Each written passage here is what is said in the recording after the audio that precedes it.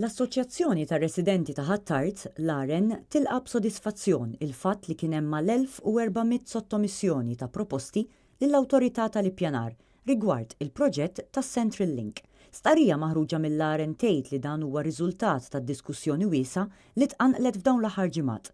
Riżultat imsarraf fi proposti li juru li dan il-proġett jista' jsir b'inqas dannu għas-saħħa tar-residenti u anqas dannu għall-ambjent. L-istqarrija tfakkar li l-proġett kif propost bħalissa jista' jwassal għal erda ta' 48,000 metru kwadru ta' art saqwija u agrikola, 450 siġra kif ukoll il-erda tal-għejxin ta' 47 bidwi.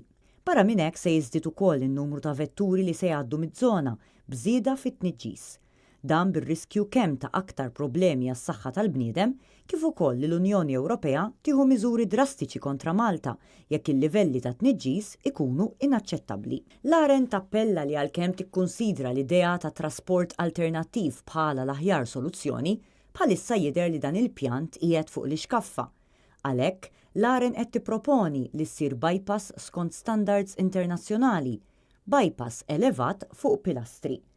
L-AREN tappella biex kull min għandu proposti u idejat pożittivi jressaqhom ħalli bekk jintlaħaq lan li kull żvilupp li jsir ikun wieħed sostenibbli.